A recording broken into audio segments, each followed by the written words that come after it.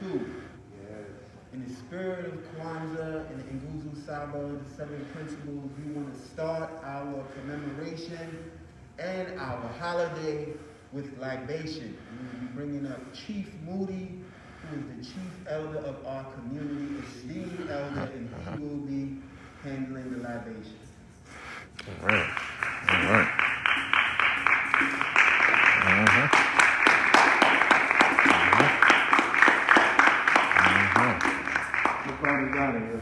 Umoja. As I read this, I would like for everybody to stand. And we're going to do Harambe's along with this, the 7 Harambe's. After each statement, we'll do one Harambe. And Harambe means let's all pull together. And so when you extend your hands, your fingers are all spread, meaning that people are all over the world. And you bring it down and close fist, meaning that we're coming together. Right? You have to do Harambe. And then at the end, you do 7. Okay? Our fathers and mothers came here, lived, loved, struggled, and built here. At this place, their love and labor rose like the sun and gave strength and meaning to the day. For them then, he gave so much, we give in return. On this same soil, we will sow our seeds and build and move in unity and strength. Here too, we will continue the struggle for liberation and a higher level of human life. May our eyes be the eagle, our strength be like the elephant, the boldness of our life be like the lion, and may we remember and honor our ancestors and the legacy they left for us for as long as the sun shines and the water flows. For our people everywhere then. Harambe! For Shaka, Samari, and Zinga, and all the others, known and unknown, who defended our ancestral land, the history, and humanity from alien invaders. Harambe! For Garvey, Muhammad, Malcolm, King, Harriet, Fannie Lou, Sojourner, Bethune, and Nat Turner, and all the others who dare to defend, define, and develop our interests as a people. Harambe! For our children and the fuller and freer lives they will live because we struggle. Harambe! For Kawaida and the Nguzo Saba and the new system of views and values which give identity, purpose, and direction to our lives. Harambe! For the new world we struggle to build. Harambe! And for the continuing struggle through which we will inevitably rescue and reconstruct our history and humanity in our own image and according to our own needs. Harambe! 1, 3, John Lay 2. Harambe! Harambe! Harambe! Harambe! Harambe! Harambe!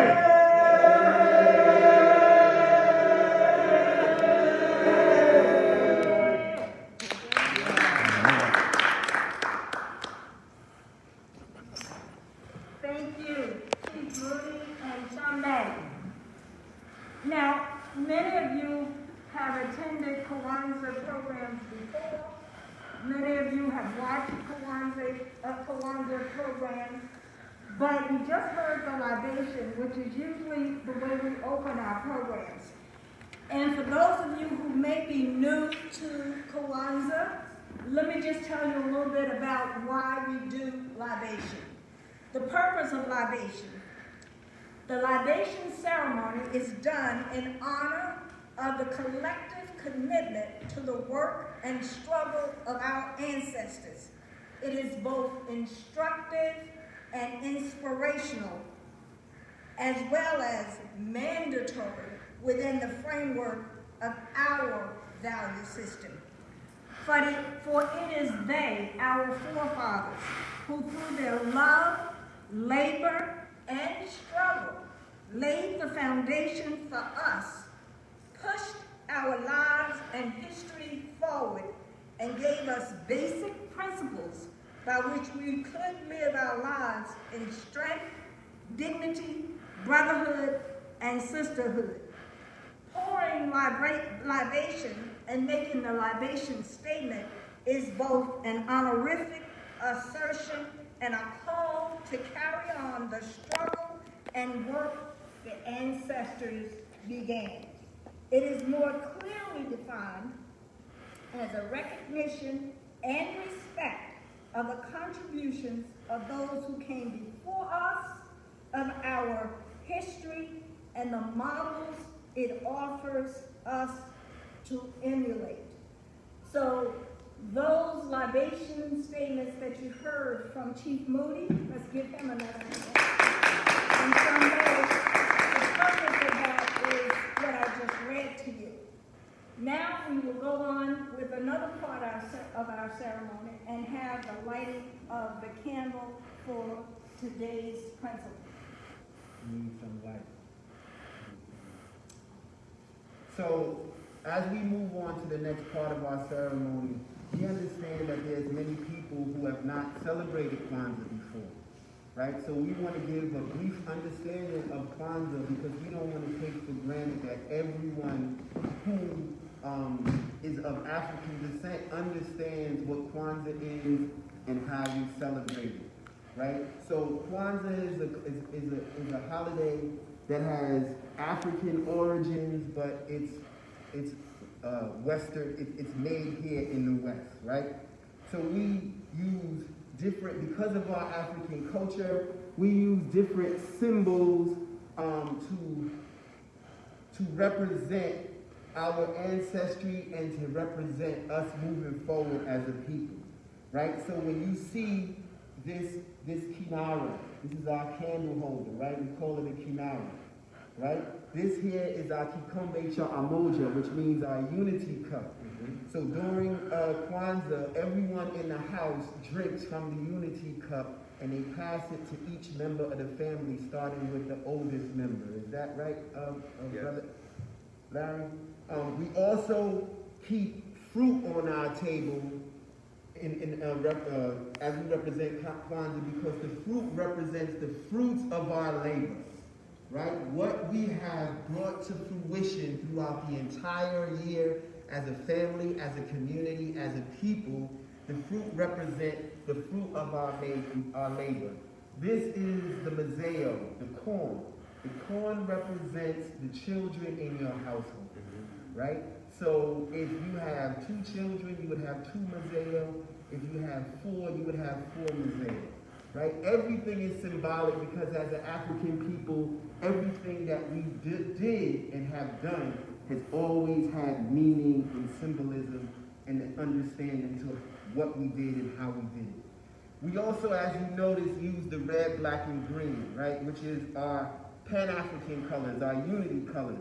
This is a bandera, right? The flag is called the bandera, right? But we use the red, black, and green, which represents what? The land, the people, and the blood of our ancestors and the blood of our people, right? The red, black, and green. Also on your table, as you celebrate Kwanzaa, you can have some books, right? Which represents knowledge, which represents understanding. Knowledge is power, moving forward.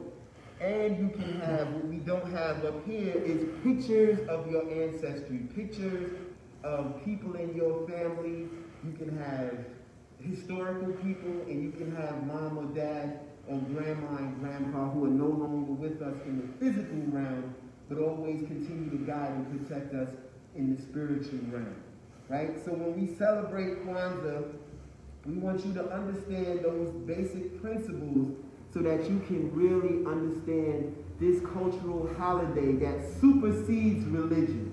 No matter what religion you are, no matter what spiritual system that you follow, if you are of African descent, then you can follow, you can practice Kwanzaa because it's a cultural holiday. It's a holiday that represents our cultural background, our cultural understanding, and our cultural history, right?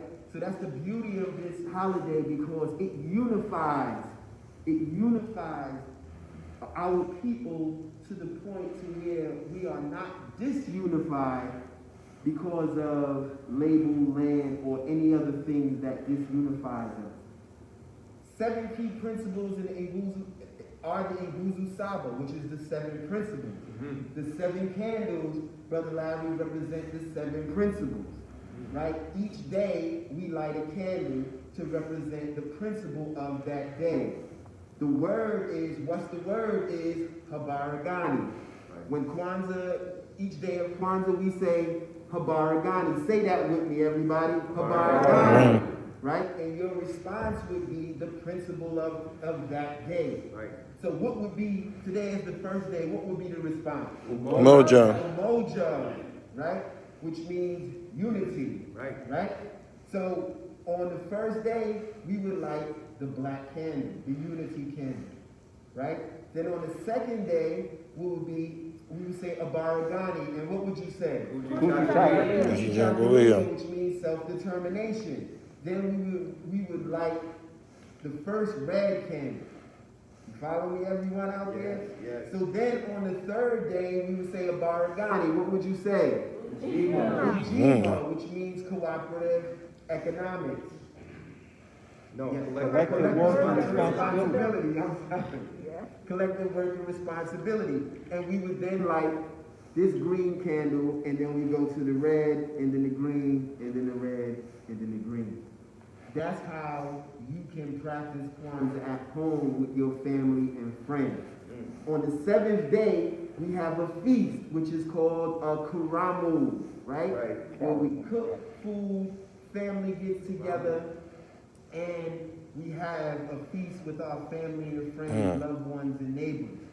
We also have gifts that we give out during Kwanzaa, which is called Zawadi. That's right. Right? Zawadi are our gifts.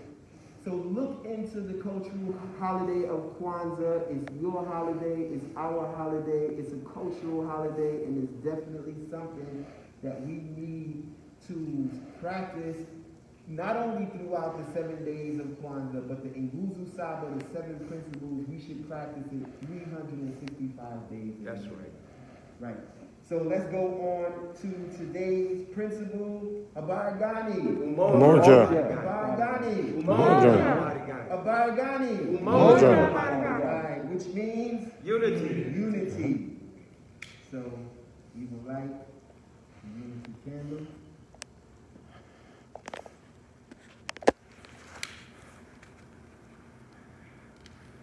Is there anything that I left out, family? Anything else? Did you tell us about the mat? Oh, the mat. Yeah, the mat is Brother Larry. I'll take his pronunciation because he's an esteemed warrior elder. I always say Makika, but if he says Mkeka, then it's MK. Right? This is the mat that we keep our kinara on. Like we did in the beginning, we started with libation, and we end with harambe.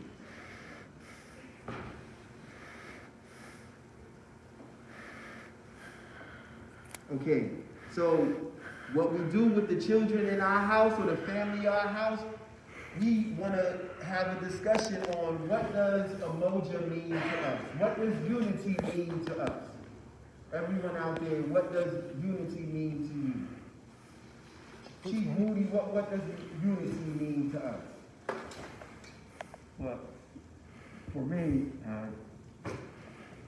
like you said before, you want to practice the 7 levels. There's 7 levels of unity, there's 7 levels of responsibility, and so forth.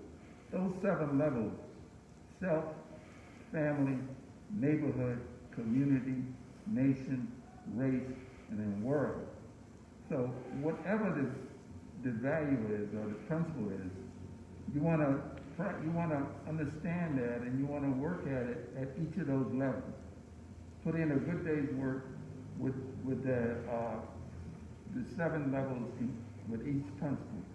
You can live your life by it. You know, and then we get into that more at another time. But there's a way you can live your life by the Nguzo Saba and raise a family and a community. All right, thank you.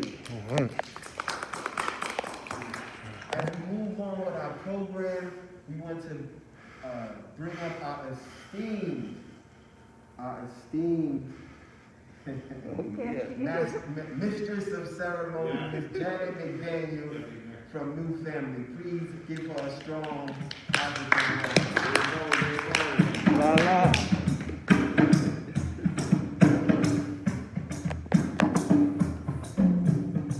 We'll have a little drumming before I come back.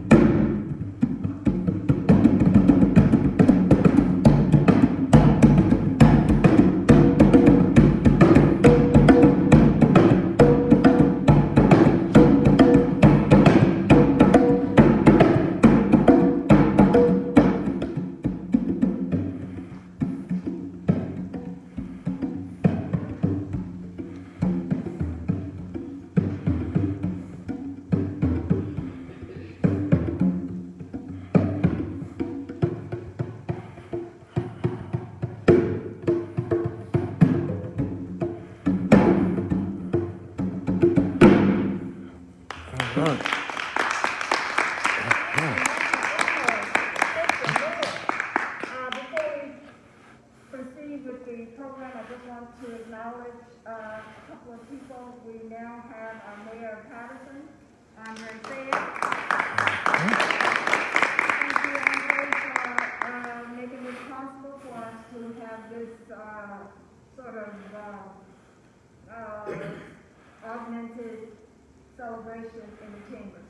I also want to acknowledge our City Councilwoman at Large, Lilisa, and one of our city employees, Greer. At the end of the program, I'll ask for some remarks from the mayor. But I want to bring up a gentleman who is well known in Paterson. He just celebrated a birthday. He's been with us on various occasions when it was his birthday. Yes. New Family Foundation, together with the Kwanzaa Committee, the Brothers, and numerous other organizations in the city of Paterson have put on a Kwanzaa event 5 years in a row. We did 7 days, and most of those years, Mr. Hamm has been present to deliver words. Larry Hamm, at the tender age of, may I say, 68, started his activist career at the age of 17 when he led I'll call it a demonstration, a peaceful protest of students, and they marched out of their school. He was the youngest person to, following that incident, be nominated or appointed to the Board of Education, making him the youngest person in the nation to become a political person who was appointed to a position. There's so many things I could say about Larry Hamm. He ran for Congress, U.S. Congressman in 2020. Oh, you spoke to us in 2019. That's right, at the end of 19, right. He ran, and he did a very good race. Most people in the state know him, and people in surrounding states. He didn't make it this time, but for those of us who will be around, I'm sure his day is around the bend. But whether he's an elected official or whatever, he's the man to give a word. Please welcome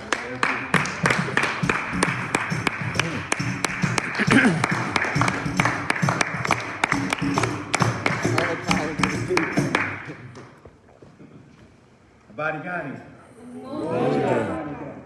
Y'all got it. Let me take this off just for the purpose of saying a few words. First of all, let me thank the New Family Foundation for inviting me again to the Kwanzaa here in Paterson. I'm glad to be here. I'm not a stranger. I come here often for different reasons. But for tonight, I'm here to celebrate Kwanzaa with you. And I'm happy to say that tonight is officially the 50th Kwanzaa I've celebrated in my life. Before we move forward, let's just review the 7 principles again. Our brother gave them to us, but let's review them with the full definitions of each, because Kwanzaa, the Nguzo Saba, is the core of Kwanzaa and the principles that we observe this week. December 26th through January 1st is when we observe Kwanzaa with a different principle on each night. So the Nguzo Saba literally means 7 principles. And the first one is Umoja. Say it with me. Umoja. Umoja. Unity. To strive for and maintain unity in the family, the community, the nation, and the race. Kujichagulia. Self-determination. To define ourselves, name ourselves, create for ourselves, and speak for ourselves. Ujima. Collective work and responsibility. To build and maintain our community together and make our brothers and sisters' problems our problems and to solve them together. Ujamaa, Jamal. cooperative economics, to build and maintain our stores, shops, and other businesses and to profit from them together. Nia, Yeah. purpose, Yes. to make our collective vocation the building and developing of our community in order to restore our people to their traditional greatness. Kuumba, Mumba. creativity, to do always as much as we can, in the way we can, in order to leave our community more beautiful and beneficial than when we inherited it. Imani, Nine. faith, to believe with all our hearts in our people, our parents, our teachers, our leaders, and the righteousness and victory of our struggle. Those are the 7 principles of Kwanzaa, which are the core of a larger doctrine that Chief Moody was actually quoting from earlier tonight, called Kawaii, the Kawaii doctrine. And it is important for me to mention at the beginning of my remarks that the creator of Kwanzaa is Dr. Maulana Kareem, who's still with us today. Yes, And he you know, is. It's interesting. A lot of people, of course, I can remember when Kwanzaa was celebrated by fewer people than are in this room. But now Kwanzaa is a worldwide celebration. Yes, it is. A worldwide celebration. And it is important to remember that Kwanzaa came out of struggle. And over the years, different people celebrated Kwanzaa. And, you know, sometimes, you know, people put their own little twist on stuff. But I tell you, brothers and sisters, whatever you do, make sure that you read what the creator of Kwanzaa is saying, so that you can get the full understanding from the person who was the founder of Kwanzaa, Dr. Maulana Kareem. There's an official Kwanzaa website. If you just Google official Kwanzaa website, it'll come up. Dr. Kareem is the chairman of the Black Studies Department at the University of California here in the United States. He's lecturing all over the world. He's very much in good health, very much alive with us.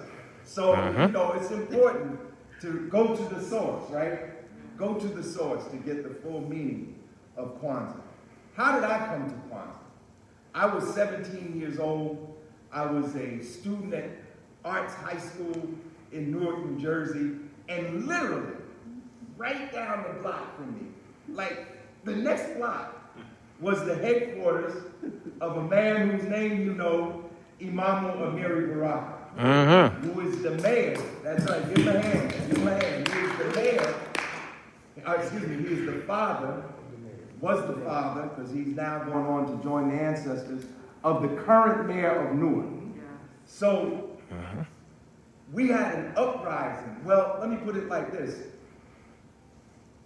The United States in the 1960s was full of uprisings. In fact, we used to say revolution was right around the corner. Between 1960 and 1972, there were more than 1,000 urban uprisings in the United States. People call them riots, but they were not riots. They were uprisings, they were rebellions, they were a response to the racial oppression that we as a people were suffering from at that time. And there was an uprising in Los Angeles in 1966, and out of that uprising came the US organization, which was led by Dr. Kareem. It was the US organization under the leadership of Dr. Kareem that developed Kwanzaa, and in fact, until this year, we had in our organization, the organization that I chair, the People's Organization for Progress, one of our members, Brother Amanifu, was a member of the US organization and was there in 1968 when Kwanzaa was created. So we were always honored to have this brother with us who was among the first people to celebrate Kwanzaa. But that was on the West Coast. Here on the East Coast, we had rebellion in Newark. In fact, it wasn't just rebellions in Newark, it was rebellions throughout New Jersey. Just reference Governor Hughes' Blue Ribbon Commission on Urban Disturbances in New Jersey. Every city had one. All 27 urban areas have one. We had one in Newark. And out of the struggle in Newark came an organization called the Committee for a Unified Movement. And it ultimately was led by a brother named Imam Amiri Baraka. And they had headquarters right on the corner of what was then called High Street. We call it Martin Luther King Boulevard today, but it was called High Street back then. On the corner of High Street and Springfield Avenue was what we call, what the masses of people call it 502 High Street. But the formal name of it was the Hikalu Umoja, the House of Unity. And right next to the Hikalu Umoja was a bookstore. And what was it called? Nayumba Yarujama, House of Cooperative Economics. And I lived on 12th Street. I used to catch the bus down Springfield Avenue every day, go to school. And I'd get off the bus and I'd walk by and the brothers would be standing out there at attention and they would say, Habari Gani, you know, and I didn't know what to say because I didn't know Swahili. So me and the other kids at school, we called them the Habari Gani people. but Habari Gani is Swahili. Like all these words we learned tonight, the Kanara, the Mshuma Saba, the Mazao, the Mkeka, the Kanara, those are all Swahili words. And it was in that tradition that Karenga created Kwanzaa. And that brother, Amiri Baraka, came to our school and spoke. He spoke in 1970, and he spoke again in 1971. And as Sister Janet said, I was appointed to the Board of Education, and I had my first meeting with Amiri Baraka in August of 1971 at his headquarters, Hikalu Umoja. And then they had a second headquarters, which was called Hikalu Imwalimu, which means Temple of the Teacher. And it was at the Hikalu Imwalimu, which was on what we call then Belmont Avenue. Now it's called Irvine Turner Boulevard. Y'all know who Irvine Turner was? Who was it? He was the first black person elected to the city council in the 300-year history of the city of Newark. Like, see, I was born at a time when there were no black political representatives. Like there were no black people on this dais here or in Newark or anywhere else. I was 10 when Irvine Turner was elected. And the city was majority black. You know who just passed? Brother Bishop Tutu just passed. You know, we know Bishop Tutu from the struggle for apartheid. Right? That's right. Apartheid here in America. We had majority black cities that had no black political representation. That's what the Black Power movement was all about. You know, the Civil Rights movement was about the struggle to get the right to vote. And once we got the right to vote, we started using it and elected black people. You know, Ken Gibson was elected the first black man in Newark. But by 1971, there were two Hikalus in Newark, and it was at the Hikalu Imwalimu that I celebrated my first Kwanzaa in December of 1971. And I can remember we stood on the second floor, they had like an auditorium, right? On the second floor, and we stood, and it wasn't a whole lot of us, it was enough of us to make a circle. You know, enough of us to make a circle, we hold a dance, and you know, I'm celebrating Kwanzaa. Like, you know, this was all new stuff to me. I wasn't like a political activist. My classmates were more politically aware and active than I was. Really? Yes. I mean, I just happened to be the leader of the student government. That's why I was the leader of the walkout and all that. But there were other students my age that were in the Black Power movement. Some of them were in Baraka's organization. Some of them were members of the Black Panther Party. The Black Panther Party headquarters was literally around the corner from our high school. You know, all these organizations were in Newark. They were all there. Man, I could name some organizations that y'all probably never heard of. But that's the way it was. Like, it's hard to put in words, right, Chief? The way it was going down. That's why it's so important that we study history. If we don't study history, we don't know where we are in the geography. That's why it's so important for us to know it, and not just the ancient history. Yes, we got to know the ancient history, but we got to know the history like what happened right here, what happened in Paterson, what happened in North. And so we're standing in a circle. And I never forget, Sister Janet, we stand in a circle. And it was the wife of Amiri Barak, Sister Amina Barak. She led us in a song. I'm 68 years old today, and I still remember these words. Like they were burned in our mind. This is why we have to bring our youth into these celebrations, because these celebrations are what will transform their consciousness. Just as we had those experiences that transformed us, we must make it these experiences to transform our young people today. And I can remember Sister Amina Baraka standing, she sang a Kwanzaa song. Y'all probably don't even know that there was a Kwanzaa song. She says, si watu weusi watu wazuri pamoja tutashinda, pamoja tutashinda. We are black, beautiful people, and together we will win. I'll never forget that. Those words will be with me until the day I die. And that's the responsibility of the elders. We must breathe the revolutionary breath into the generations that will follow us. Because we're in a great intergenerational relay race. And what is that race? The upliftment of our people. A race that has been going on for 400 years. That is why on this night, this day, the first principle, Kwanzaa Umoja, we must have unity. Because without unity, we can't achieve the uplift of our people. If you look at our history, you will see it's clear that whenever we had unity, we moved forward. Right. Whenever we were divided, we went back. We need unity. We have to put aside our petty differences and not concentrate on what divides us, but concentrate on what unites us. Right. Concentrate on the task before us. I'll never forget those words. Never. That's why we continue to celebrate Kwanzaa.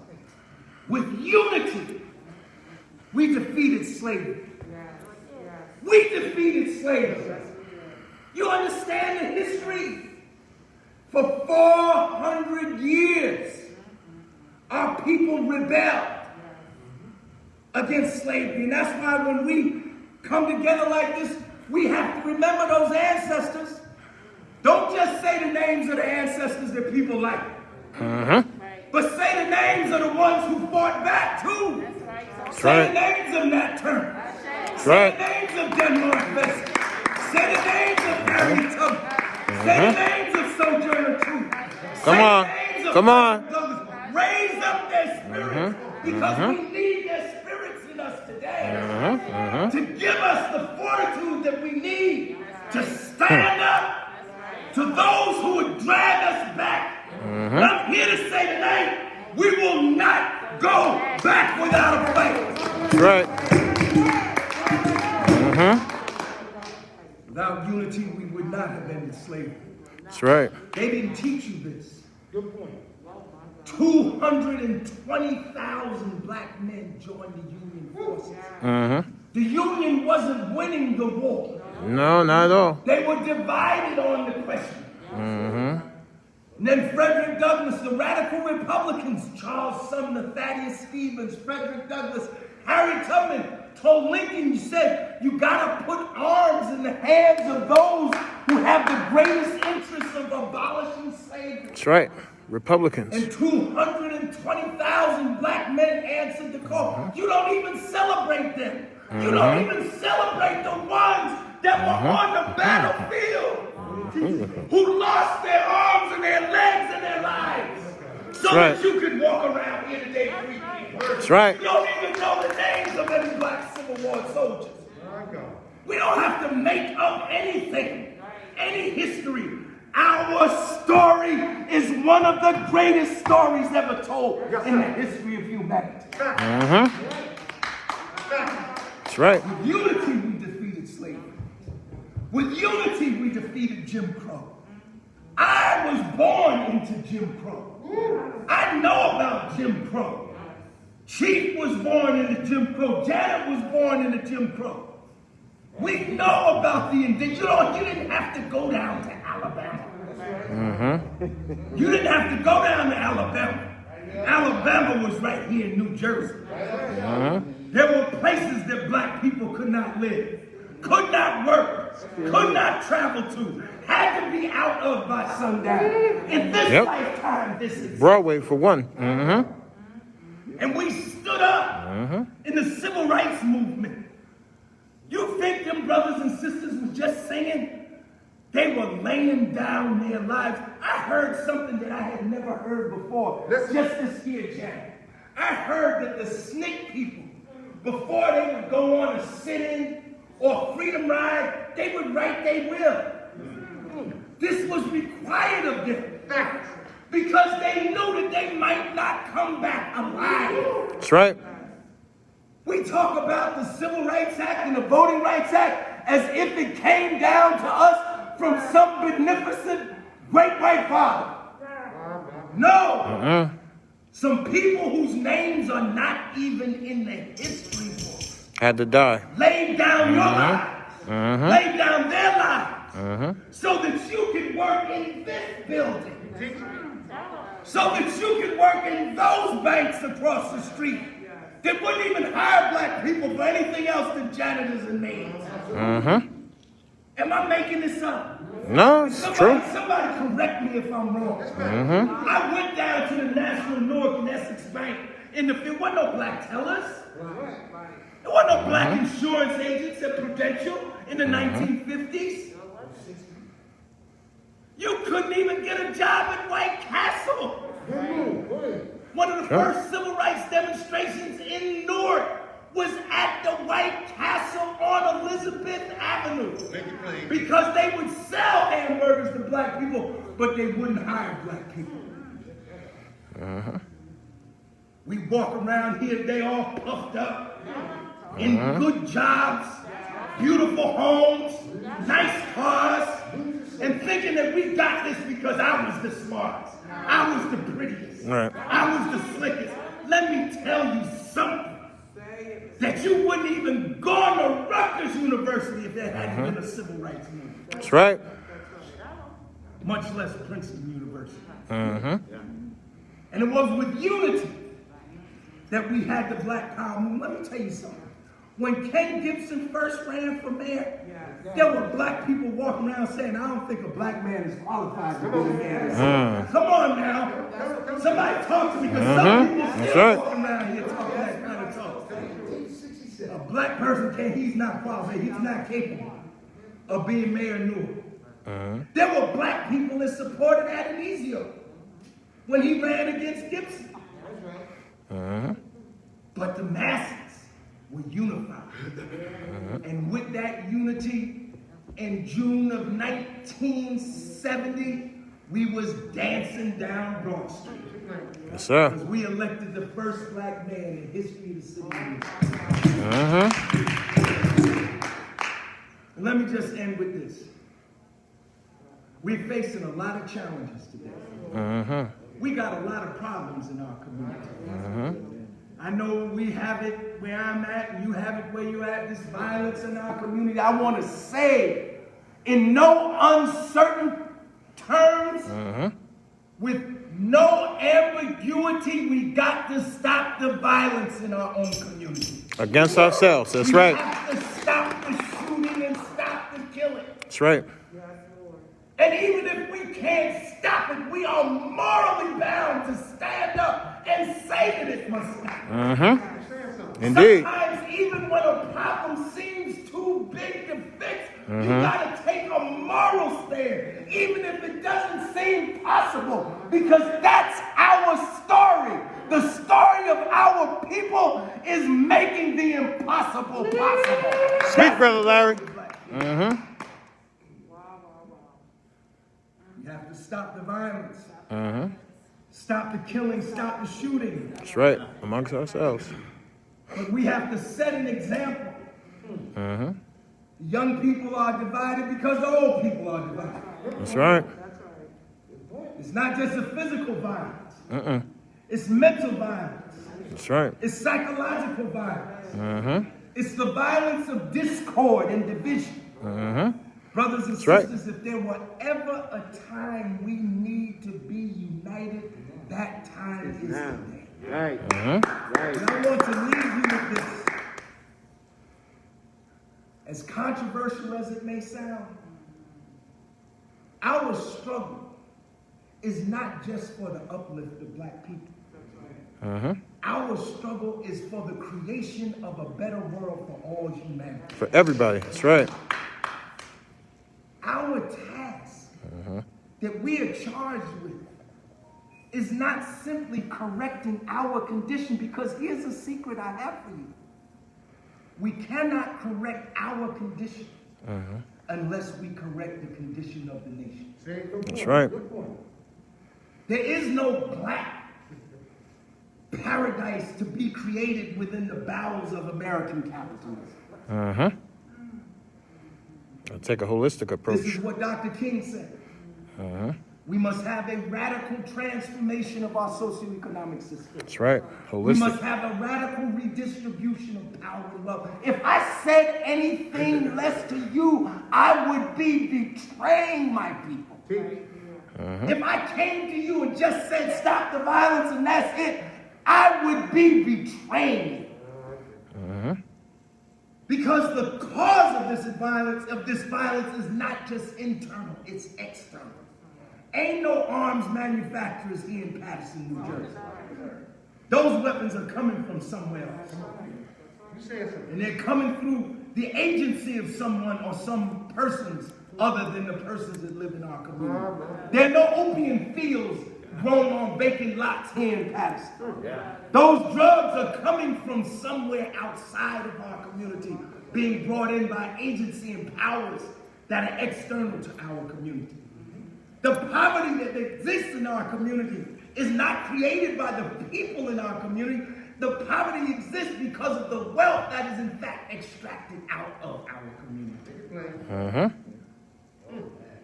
There is no change in our condition without changing the system. And lastly, as we struggle to transform the system, we must struggle to transform ourselves. I am an unfinished work, even at 68. I have to change myself. I have to study more. I have to become more aware. I have to be better at working with people whose views are not the same as mine. Say it now. So brothers and sisters, thank you very much. Happy Kwanzaa. Abadi Gani. Moja Baragani. Moja Baragani. Yes, sir. Yes, indeed.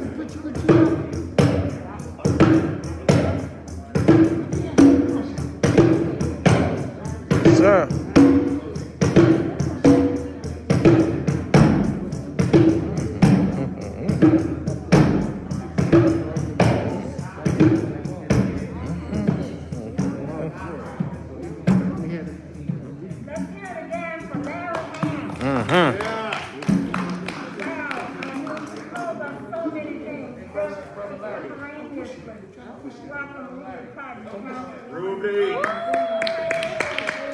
Oh, all right. Larry Hamm, he mentioned Alabama. I'm from Alabama. He mentioned growing up in what was essentially apartheid. I certainly remember having to drink from the colored-only water fountains. I remember a lot of the things he talked about. But the key element is that we need Umoja among ourselves and outside of ourselves. But we need to start where, Chief? with In ourselves. self. Yes. Because True. we have to develop self in order to help others. And Chief has 7 layers. He may have mentioned it already. You start with self, family, neighborhood, community. Nation. No, nation is nation. Community, nation, Nation, and race is Race, in there. and then world. Race is at the end. And there are 7 of them. I missed one. I apologize. I am over 70. Oh, come on. I know. It's hard to do. But again, I don't want to take over. I cannot add much to what Larry had to say. He talked about the need for us to recognize that we can't just be focused on ourselves.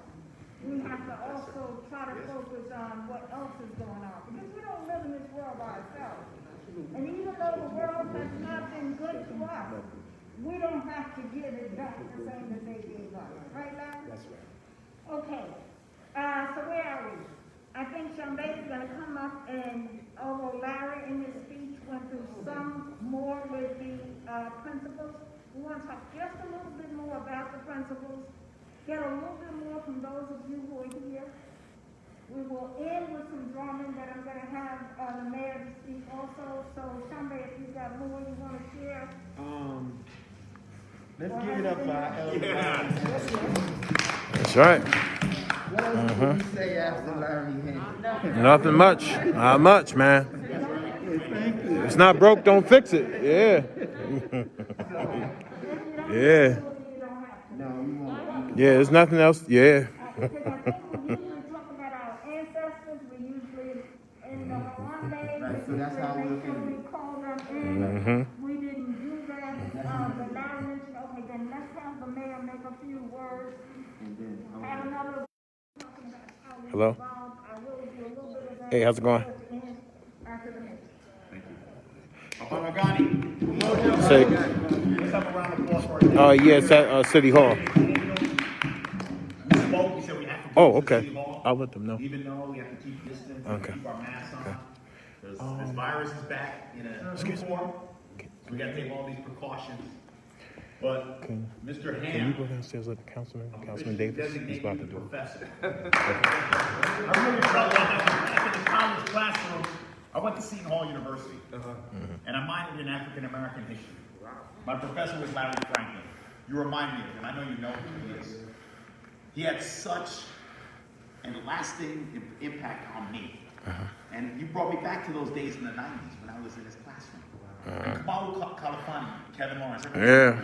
Yeah, Kamau Jaja Kalfani. Yes. I know you know who he is. Yes. Victor, he was always amazed that in order for me to graduate, my senior thesis paper was on Marcus Garvey. And it was actually called A Dream Denied. Because when you want to talk about unity, here's a man who preached and promoted strength, who exemplified strength, and said that at a time when white America was saying that God made a mistake with black skin, he was saying that was no mistake. That's a blessing. Right. And he was always amazed to come out when I tell him like how I was so involved with Larry Franklin and African American studies. So much so that prior to becoming mayor, when I had some time on my hands, my wife and I used to travel the country to go to different civil rights museums. Wow. So we went to Cincinnati, Ohio, and that's the home of the Underground Railroad Freedom Center. Yes. So if you have an opportunity, I would invite you to go there as well. There's a 20-minute documentary narrated by Oprah Winfrey that talks about how it was neither underground nor was it a railroad. It was just humanitarians and a human chain to help people seek freedom. Right. Then we went to Mississippi.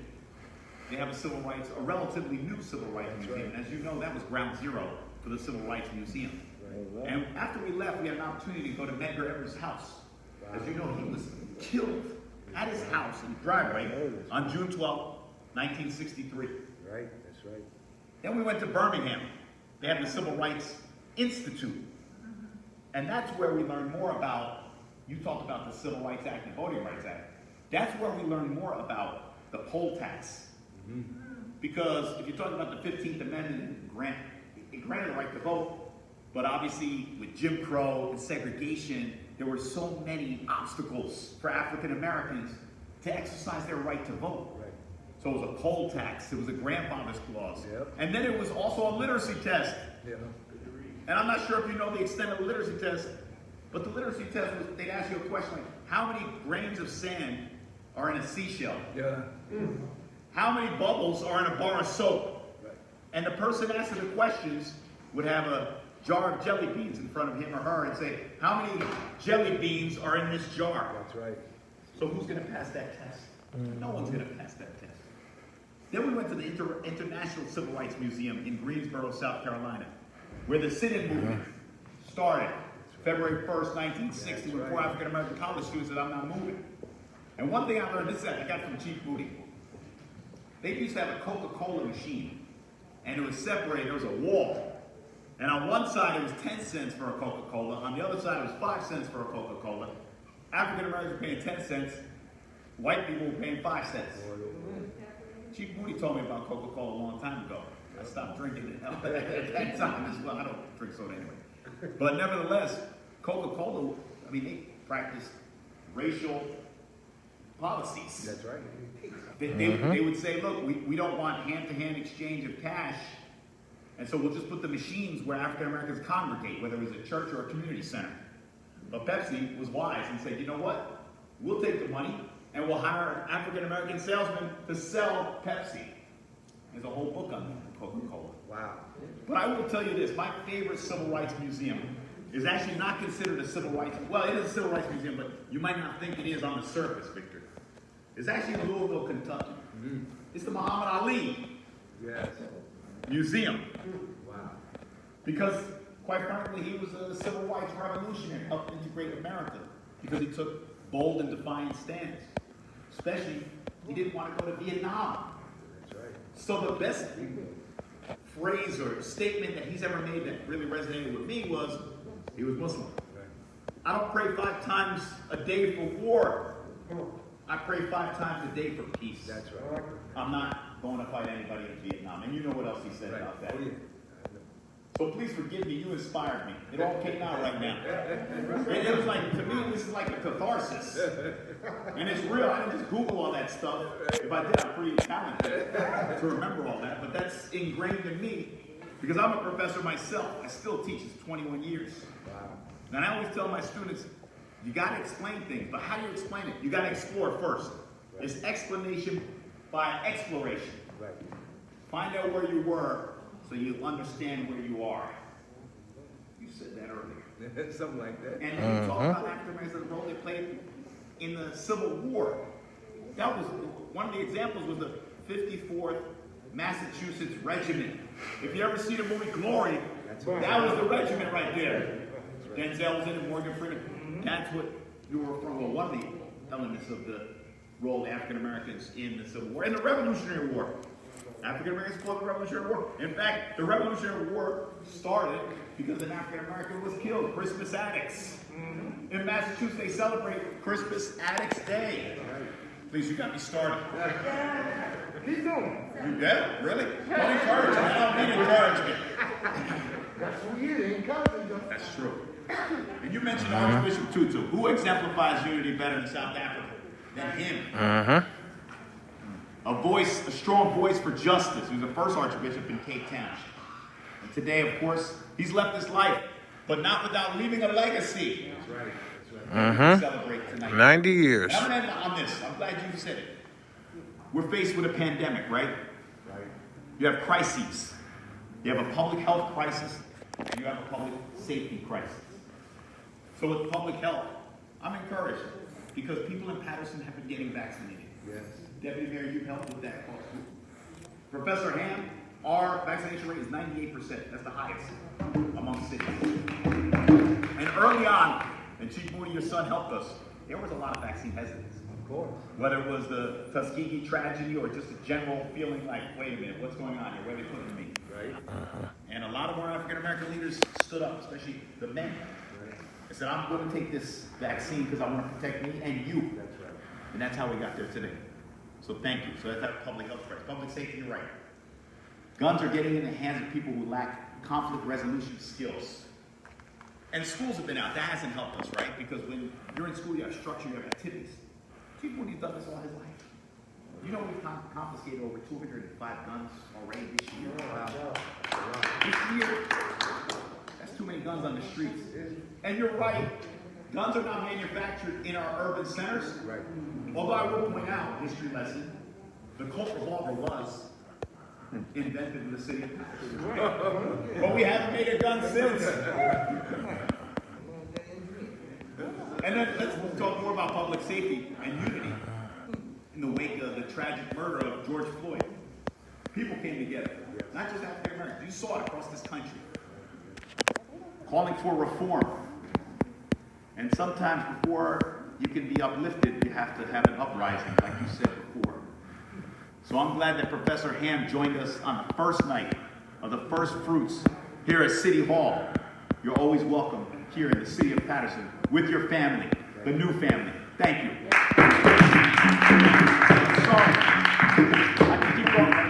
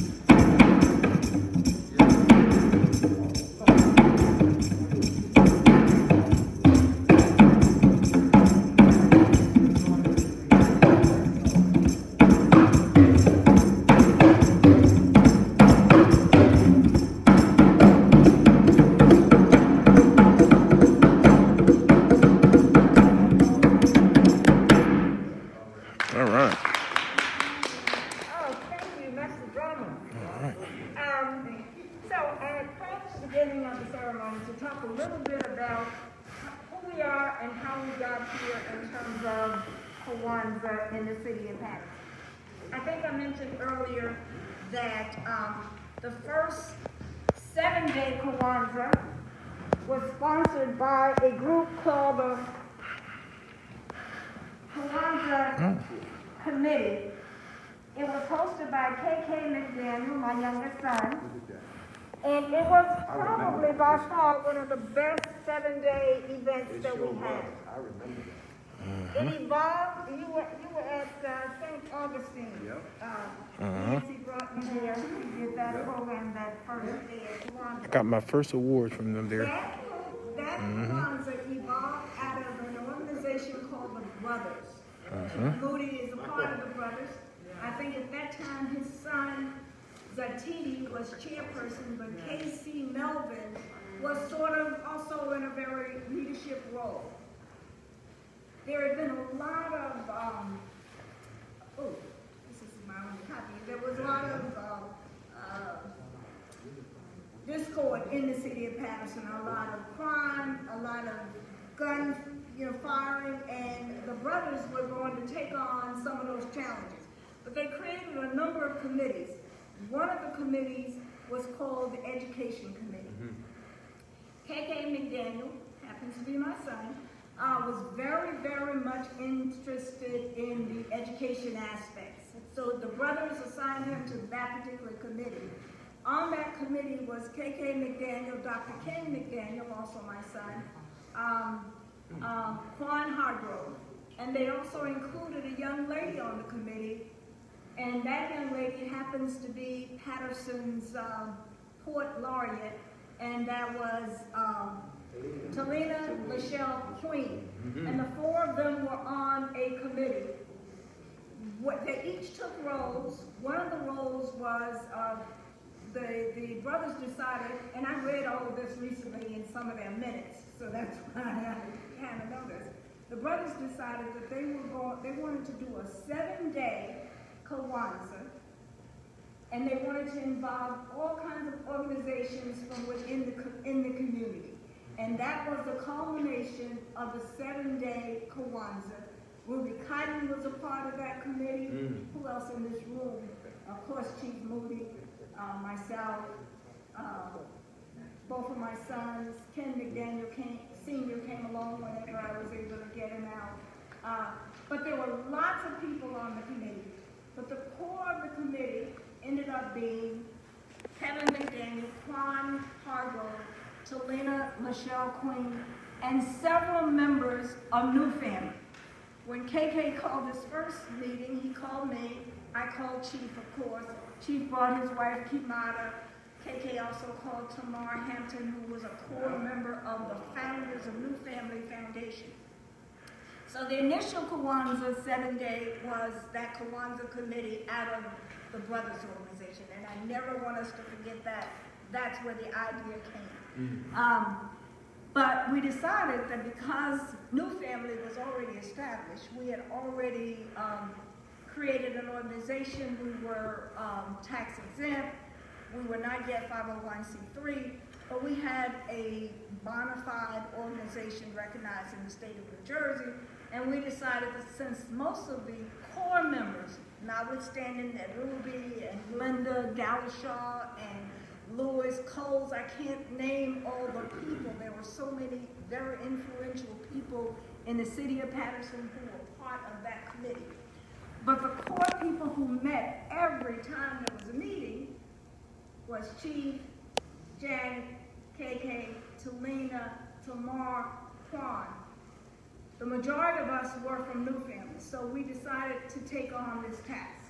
So 2014 was the very first 7-day Kwanzaa. Wow. 2015, 16, 17, 18, and 19, New Family Foundation did 7 days. Let me take 19 away. We didn't do 7 days in 2019. We only did 4.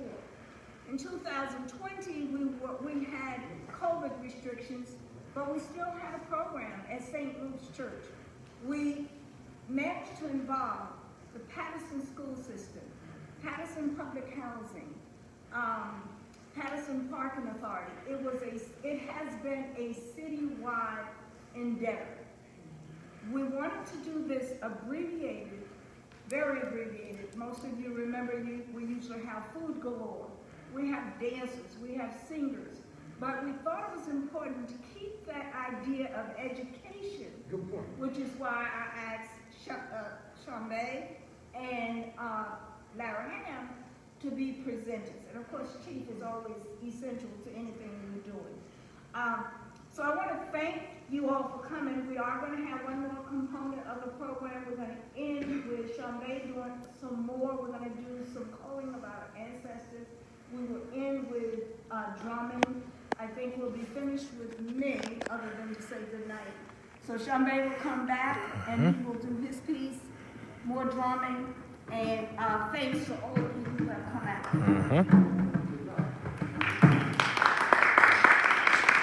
All right. Can I just add my piece to that?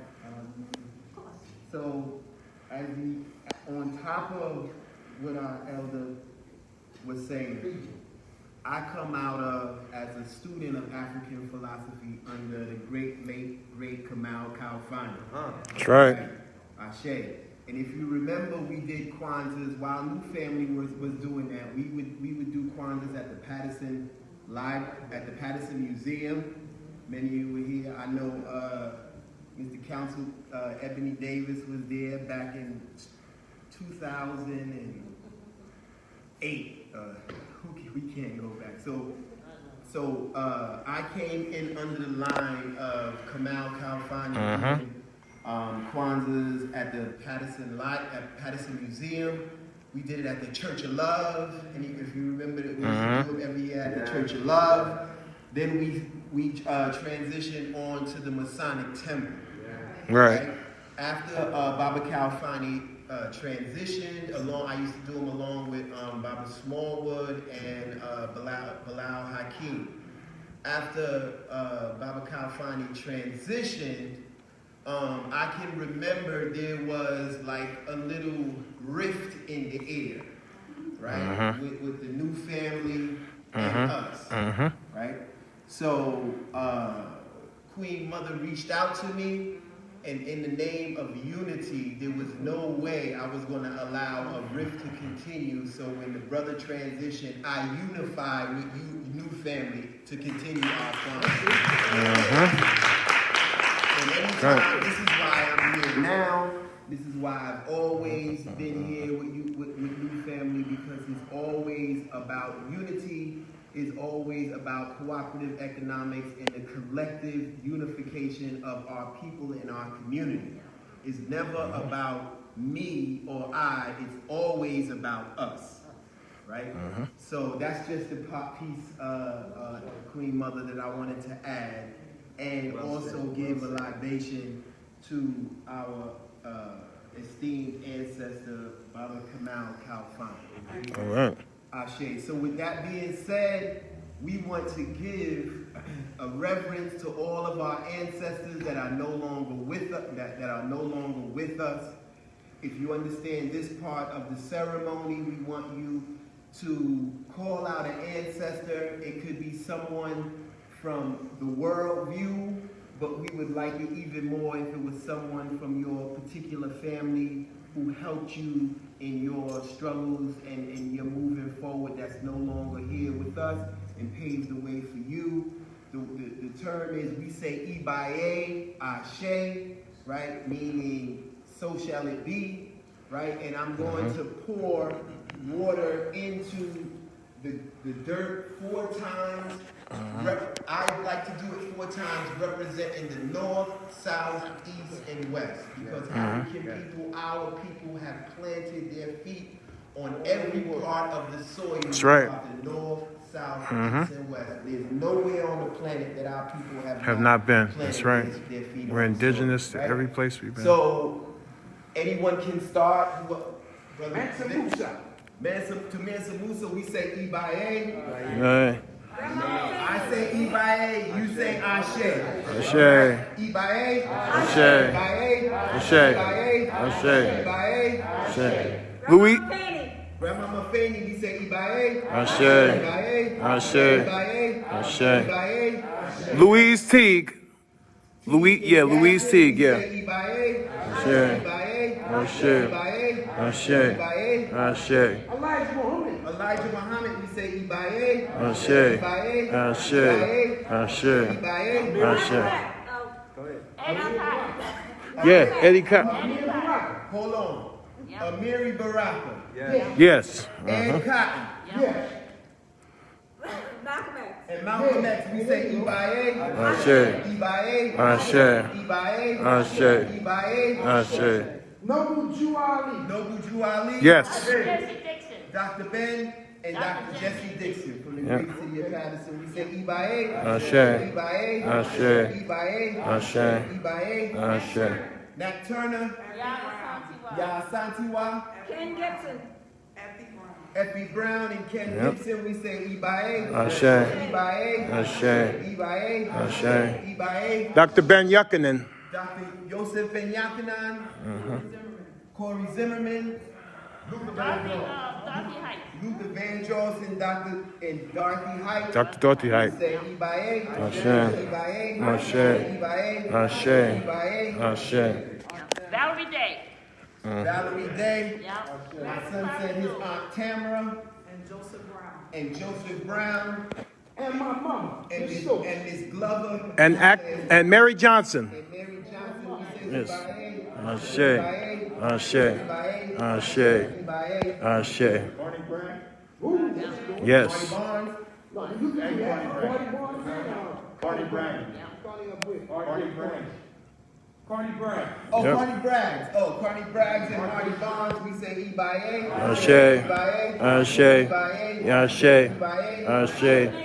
Frank Napier. Dora Corin. Dora Coram. Yep. Ibae. Ashe. Ibae. Ashe. Ibae. Ashe. Ibae. Ashe. Two more. Shaka Zulu. Oh yeah. Give it to him. And Desmond Tutu for today. Yes. Ashe. Ashe. Ashe. Ashe. Yeah. The man himself. Ashe. Ashe. Ashe. Ashe. Now, our speaker Larry Hamm told us that there would be no us without our esteemed ancestors. We didn't just come here in a vacuum or in a bubble. We stand on their shoulders. They push us forward. Their struggle, without their struggle, there would be no us. That's right. We can never, ever deny the reverence and the esteem of our ancestors, for if we do, we will be lost. That's right. For all our great ancestors, we say Ibae. Ashe. Ashe. Ashe. Ashe. Ashe. Ashe. Okay. Yeah? And while the drumming is going on, there was no rift between the two of us. No. There was conflict in scheduling. Right. Also, I didn't say in the history, the new family had from the late 80s until 2009, we celebrated Kwanzaa in my home. And that we started the organization out of those celebrations. And there were 12 of us that were the founders. The Moody family was part of that. But there's never been a rift. Never. Okay. If you look at some of our displays, Bilal and Shombey eventually joined us, and what we wanted to do was make sure that we were not both having something on the same night, causing people to have to say, I'm gonna go to this instead of that, and that was one of my goals, right, Chief? And I think Umoja. All right. All right.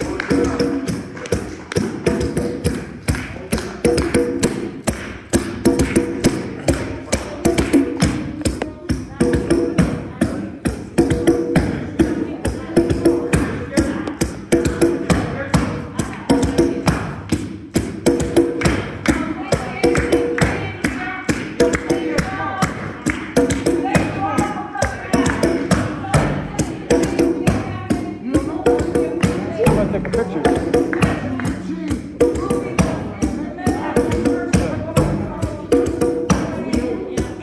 Young man, can you take our picture? How's it going? Take our picture. I want a picture with the professor too. Yeah, yeah. Okay, wrong way. Yeah.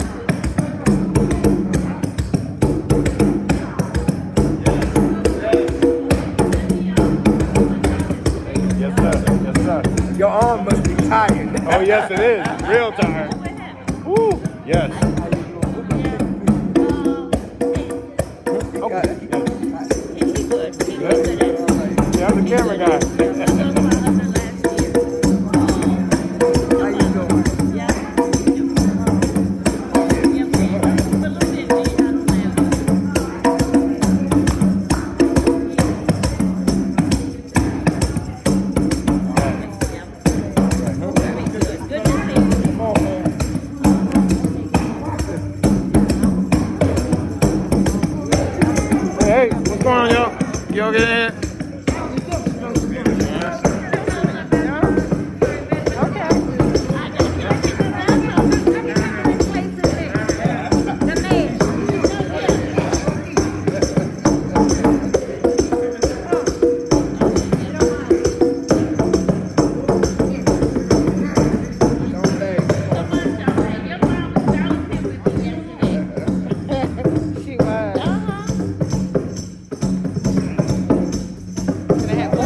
good. All right, y'all. All right. Got it? Yeah, come on in here.